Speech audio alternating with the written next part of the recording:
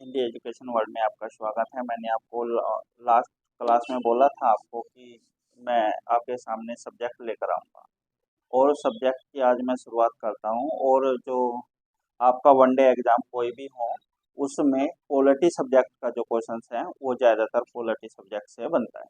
अब देखो, अब जो सब्जेक्ट की शुरुआत लेके चले हैं हम, वो राजव्यवस्था पॉलिटी से लेके चले हैं। बड़े अच्छे क्वेश्चंस बनते हैं यहाँ से। एक एक बात को समझ के चले गए, अपना नोट्स बनाते हुए चलिए। थोड़ा मैपिंग में मैंने दर्शाया है, उस चीज को देखते हुए चलिए। सबसे पहले अगर मैं बात करूं ब्रिटिश भारत में संवैधानिक विकास की बात करते हैं, जो अंग्रेजों के द्वारा किया गया था। अब जब अंग्रेज भारत में आए तो एक ईस्ट इंडिया कंपनी के साथ में, और जो कंपनी आई थी वो आई थी एक व्यापारिक व्यापारिक कंपनी व्यापारिक कंपनी के रूप में आई थी। और जो ये व्यापारिक कंपनी के रूप में आए थे, ये थे अंतर्राष्ट्रीय अंतर्राष्ट्रीय व्यापारी अंतर्राष्ट्रीय व्यापारी। ये अंतर्राष्ट्रीय व्यापारी कैसे होते हैं? जो ईस्ट इंडिया कंपनी को लेकर भारत में आए थे, जो इंटरनेशनल लेवल पे काम करते हैं। जैसे भारत में टाटा, रतन टाटा, अंबानी, बाबा रामदेव, ये अंतर्राष्ट्रीय व्यापारी है। देश विदेश जिनका व्यापार होता है वो अंतर्राष्ट्रीय व्यापारी कहलाते हैं। ऐसे ही व्यापारी कहां से? आपका ब्रिटेन से। ब्रिटेन से आए कहां? ये आए भारत। अब आपने सुना होगा कि भारत सोने की चिड़िया। बिल्कुल सही बात है, भारत सोने की चिड़िया था। किस चीज में सोने की चिड़िया था? यहाँ पे जो कृषि में जो उत्पादन था, उत्पादन वो ज्यादातर किस किस चीज का था? एक तो कपास, और जी आपका चाय, आपका मसाले, और जी एक उत्पादन था आपका सोना। बेहद मात्रा में इनका उत्पादन था। कपास, चाय, मसाले और जी शोरा। शोरा बारूद होता है। शोरा क्या होता है? बारूद होता है। अब देखो, जिस टाइम पे मुगल शासन चल रहा था या अंग्रेजों का आगमन हुआ था, उस समय पे बड़ी रियासत जो होती थी आपका, एक तो होती थी बम्बई, एक होती थी मद्रास, एक होती थी बंगाल। बंगाल का जो राजनीति राजनीति जो मामला रहा है वो ज्यादा रहा है, क्योंकि बंगाल जो था ये विकसित प्रांत में था। विकसित प्रांत में, विकसित प्रांत क्यों कह सकूं मैं? क्योंकि यहाँ ये सारा का सारा जो बंगाल का प्रांत था, इसी में आपका साम्राज्य जो असम राज्य है वो चाय उत्पादन है। और चाय आपको पता कि भारत में चाय उत्पादन अधिक करने वाला जो राज्य है वो असम है, और महंगी मात्रा में चाय का व्यापार होता है। अब देखो, अगर आपसे पहला क्वेश्चन बना कि जो अकबर अकबर मुगल शासन अकबर मुगल शासक अकबर, और अकबर के समय पे जो अंग्रेज आया था वो आया था रॉल्फ पिच। ये भारत भ्रमण के लिए आया, और ये भारत भ्रमण करके फिर इंग्लैंड गया, और इंग्लैंड जाके इसने स्थिति बताई। और फिर जहांगीर का समय चला हुआ था, जहांगीर के समय पे आया था एक सर थॉमस रो। ये यहीं से जहांगीर से अनुमति लेके गया था कि हम अपना व्यापार भारत के साथ में करना चाहते हैं। अब देखो, अगर आपका आता है कि मुगल शासक अकबर के समय पे आने वाला पहला अंग्रेज, तो रोल्फ विच। व्यापारिक अनुमति भारत से कौन लेकर गया था? Sir Thomas Roe. किसके दरबार में आया था? जहांगीर के दरबार में आया था। ईस्ट इंडिया कंपनी कैसी कंपनी थी? व्यापारिक कंपनी थी, और इसमें जो एक साझेदार थे वे अंतर्राष्ट्रीय व्यापारी थे। साझेदार बन के आए थे। साझेदार बन के कैसे? अगर हमारा इंडिया में जैसे अनिल अंबानी, रतन टाटा और जमशेद और बिरला, बहुत सारे अंतर्राष्ट्रीय व्यापारी है। एक जगह एक समूह मिल जाए इनका, 50 व्यापारियों का समूह मिल जाए, 100 व्यापारियों का समूह मिल जाए, और एक कंपनी जाके ऑस्ट्रेलिया में लगा दे, भारत से भी अनुमति ले और ऑस्ट्रेलिया से भी अनुमति ले, तो वो एक बीच का समझौता व्यापारिक कंपनी के रूप में वो वहां पे काम कर रही है। तो इसी तरीके से भारत में एक आई थी east India company. East India company शुरू में व्यापारिक कंपनी थी। इससे पहले हम राजनीति मामले की बात करेंगे। सबसे पहले अगर बात आती है कि बंगाल पे, बंगाल पर सबसे पहले या बंगाल की गद्दी पर, बंगाल की गद्दी पर बैठने वाला पहला नवाब, पहला नवाब वो था आपका मुर्शीद कुली खां, मुर्शीद कुली खां। बंगाल की गद्दी पर बैठने वाला पहला नवाब था मुर्शीद कुली खां। अब जो ये मुर्शीद कुली खां का जो समय चला था वो चला था 1727 तक का, इसका एंड हो गया था। इसके बाद में फिर क्या हुआ, राजनीतिक मामला चलता रहा, लेकिन इसके बाद में ही 1740 में एक हुआ गिरिया का युद्ध, गिरिया का युद्ध। और जो ये गिरिया का युद्ध हुआ ये दो लोगों के बीच में हुआ। एक तो हुआ नवाब, बंगाल का नवाब था, बंगाल का नवाब ये सरफराज, और इसी का ही सेनापति, इसी का ही सेनापति वो था अलवर्दी, अलवर्दी खां। देखो 1740 में गिरिया का युद्ध हुआ, किन दो लोगों के बीच लड़ा गया, सरफराज, बंगाल का नवाब सरफराज और बंगाल के नवाब का ही जो सेनापति था, सेना का लेखा जोखा रखने वाला, उसे ही सेनापति बोलते थे, उसका लेखा जोखा रखने वाला था अलवर्दी खां। सरफराज की हार हुई थी इस युद्ध में, सरफराज की हार हुई थी क्योंकि सेना का मालिक कौन था, अलवर्दी खां। सेना किसकी मानती थी, अलवर्दी खां की। अब जो सेना लेके ये इधर हो गया था अपनी तरफ, आपस में जो युद्ध हुआ था वो सेना का एक एक पॉइंट व्यू जानता था, तो जीत हुई इसमें अलवर्दी खां की, अलवर्दी खां की। एक ऐसा क्वेश्चन आपका बन जाएगा कि अंग्रेजों को मधुमक्खी की संज्ञा देने वाला बंगाल का नवाब कौन था, अलवर्दी खां। इसके बाद में नवाब से बंगाल का जो नवाब बना सरफराज, इसके बाद में इसकी ये युद्ध हारने के बाद में सरफराज, सरफराज के बाद में नवाब बना कौन, बंगाल का, वो बना ये अलवर्दी खां, अलवर्दी खां। अलवर्दी खां ने क्या बोला था अंग्रेजों को, मधुमक्खी के समान क्यों बोला था कि अगर अंग्रेजों को छेड़ोगे ये डंक मार के आपको घायल करेंगे और आपसे जो राज्य है आपका वो छीनेंगे और आपका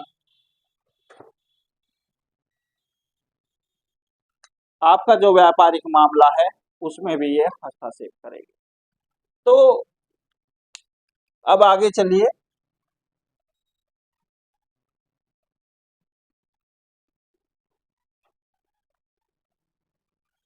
अगर मधुमक्खी की बात आई, मधुमक्खी की संज्ञा किसे, अंग्रेजों को, अंग्रेजों को ये दी थी अलवर्दी, अलवर्दी खान। अब इसके बाद अलवर्दी के बाद, अलवर्दी खां के बाद बंगाल का नवाब बना, बंगाल का नवाब, बंगाल का नवाब बना सिराजुद्दौला, सिराजुद्दौला। एकमात्र ऐसा नवाब, एकमात्र ऐसा नवाब जिसने अंग्रेजों के खिलाफ कार्रवाई की थी, एकमात्र ऐसा, एकमात्र ऐसा नवाब जिसने अंग्रेजों के खिलाफ खिलाफ कार्रवाई की थी, कार्रवाई की थी। अंग्रेजों के खिलाफ कार्रवाई की और उस कार्रवाई के इसमें इसने एक युद्ध की घोषणा कर दी थी उनके सामने। लेकिन उस युद्ध की घोषणा से पहले क्या हुआ, कोई व्यापारिक समझौता हो रहा था। कहाँ पे? बंगाल में। बंगाल पहले से ही विकसित था, मैंने आपको बताया है। अब विकसित होने के साथ में यहाँ क्या हुआ, यहाँ अब बंगाल में व्यापारिक समझौता हो रहा था कोई, और अंग्रेजों का 146 अंग्रेज उस मीटिंग में पहुंचे थे। और बंगाल के फोर्ट विलियम में, बंगाल के कहाँ पे? फोर्ट विलियम में ये बात चल रही थी, एक बैठक चल रही थी, एक मीटिंग चल रही थी। और उसका नेतृत्व कर रहा था कौन? नवाब सिराजुद्दौला। कौन नेतृत्व कर रहा था? नवाब सिराजुद्दौला। यही क्या हुआ, किसी अंग्रेज ने नवाब सिराजुद्दौला के सैनिक पर गोली चला दी थी। यही नवाब सिराजुद्दौला के आदेश पर ये क्या, 20 जून 1756 को बंगाल में घटी एक घटना, नाम था जिसका ब्लैक होल घटना। ब्लैक होल घटना ये आपका 20 जून 1756 में घटी थी। और ये घटी कहाँ थी? बंगाल के फोर्ट विलियम में। बंगाल के फोर्ट विलियम में ये घटना घटी थी। और इसमें 146 अंग्रेज बंदी बना लिए थे। किसने 146 अंग्रेज बंदी बना लिए थे? ये बना लिए थे नवाब सिराजुद्दौला ने। और 146 अंग्रेजों को बंदी बनाकर एक 20 फुट गहरे गड्ढे में, गड्ढा जैसा कमरे में बंद कर दिया था। उसी एक रात में क्या हुआ, उसी एक रात में 123 अंग्रेजों की जान चली गई और 23 उसमें जिंदा बचे। उन 23 में जिंदा बच गया एक विलियम होलवेल। विलियम होलवेल, उन 23 में एक जिंदा अंग्रेज था, विलियम होलवेल। विलियम होलवेल ने यह घटना, विलियम होलवेल ने इस घटना की जो जानकारी दी वो बाहर दी कि भाई ऐसा ऐसा हुआ। और ये बात कहाँ तक गई? ये बात ब्रिटेन तक गई। इस ब्लैक होल घटना की जानकारी जैसे बाहर हुई और इसकी जांच के लिए अब जब ये वहां ब्रिटेन तक चली गई तो इसकी जांच के लिए ब्रिटिश सरकार ने एक जांच अधिकारी बनाकर रॉबर्ट क्लाइव को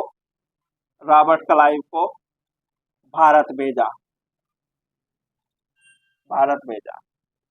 तो रॉबर्ट क्लाइव ने क्या किया, जैसे भारत आया रॉबर्ट क्लाइव, तो रॉबर्ट क्लाइव अपने माइंड में एक बात लेके आया था कि जांच नहीं करनी, युद्ध करना है। तो युद्ध हुआ 23 जून 1757 को। नदी भागीरथी के किनारे, और स्थान का नाम था जी पलासी। 23 जून 1757 को युद्ध हुआ, पलासी का युद्ध चर्चा में पूरा रहा। पलासी का युद्ध और किस किस बीच हुआ? ये हुआ जी रॉबर्ट क्लाइव और जी आपका नवाब सिराजुद्दौला।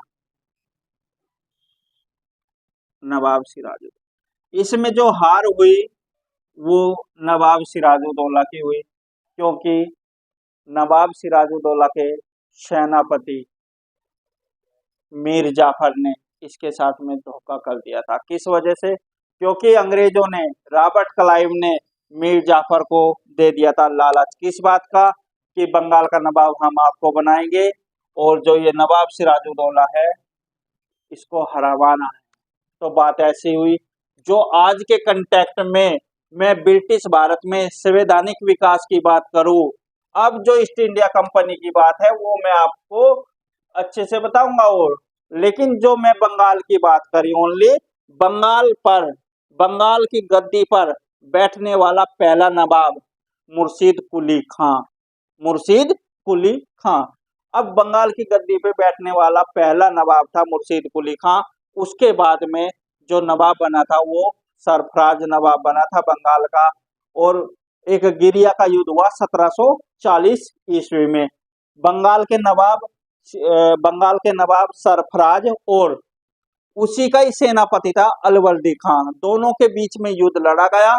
और युद्ध लड़ने के बाद में जीत इसमें हुई अलवर्दी खां की। सरफराज इसमें हार गया था। अलवर्दी खां जो था वो सरफराज का ही सेनापति था। अब बात आती है क्या कि ये जो अलवर्दी खां ने अंग्रेजों की चाल को पहचान लिया था और अपने लोगों को बोला था कि ये जो अंग्रेज है ये मधुमक्खी के समान है। मधुमक्खी आपको पता ही है, अगर मधुमक्खी को पालते हैं तो शहद देती है, अगर उनको छेड़ते हैं तो डंक मार के लाल बना देती है। अब बात देखो, उनको लाल नहीं बनना था।